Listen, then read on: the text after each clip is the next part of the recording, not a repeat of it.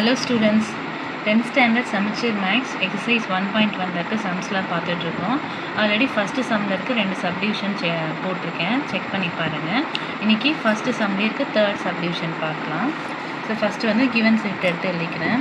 So first என்ன கண்டுபிடிக்கணும், ஏ cross B கண்டுபிடிக்கணும். ஸோ ஃபஸ்ட்டு ஏ கிவன் எழுதிக்கலாம். ஏ வந்து m, n, பி வந்து நல் செட்டு.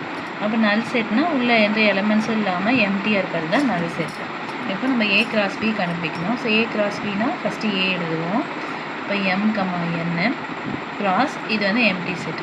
ஸோ நம்ம எப்போயுமே என்ன பண்ணுவோம், ஃபஸ்ட் எலமெண்ட் இதில் இருக்க ஃபஸ்ட் எலமெண்ட் அந்த மாதிரி பேர் பண்ணப்போ இங்கே எலமெண்ட்டே இல்லை, அப்போ என்னால் ஆர்டர்டு பேர்ஸே வராது. அப்போ ஏ கிராஸ் பியோட ஆன்சர் வந்து எனக்கு நல் செட் தான் வரும்.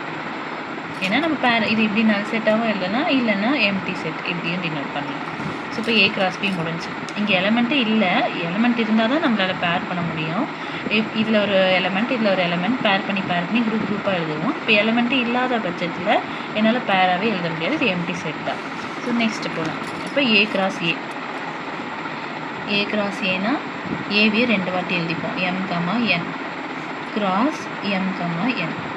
ஸோ இந்த செட்டில் பார்த்தோன்னா நம்மளுக்கு இதுலேயும் எலமெண்ட்ஸ் இருக்குது. இப்போ நம்மளால் கிராஸ் ப்ராடக்ட் கண்டுபிடிக்க முடியும். அப்போ ஃபஸ்ட் எலமெண்ட் இதில் செகண்ட் எலமெண்ட்டை மறந்துடணும். ஃபஸ்ட்டு இதில் ஃபஸ்ட் எலமெண்ட் அப்போ m, திரும்பி ஃபஸ்ட் எலமெண்ட் செகண்ட் எலமெண்ட் அப்போ m, n. So first set இந்த செட்டு முடிச்சிட்டோமா. இப்போ நெக்ஸ்ட்டு ஃபஸ்ட்டு விட்டுட்டு இப்போ செகண்டுக்கு வந்துடணும். n இதில் ஃபஸ்ட்டு அப்போ n, m. நெக்ஸ்ட் n இதில் second n, n. So A cross ஏ வந்து நம்மளுக்கு கிடச்சிச்சு. நெக்ஸ்ட்டு கொஷினில் பி கிராஸ் ஏ கண்டுபிடிக்க சொல்லியிருக்காங்க. ஸோ பி கிராஸ் ஏனா ஃபஸ்ட்டு இங்கே என்ன இருக்குது, பி இருக்குது. அப்போ பி எழுதணும். நம்மளுக்கு பி வந்து நல் செட்டு கிராஸ் ஏ வந்து m, n. ஸோ இங்கேயுமே அதே மாதிரி தான்.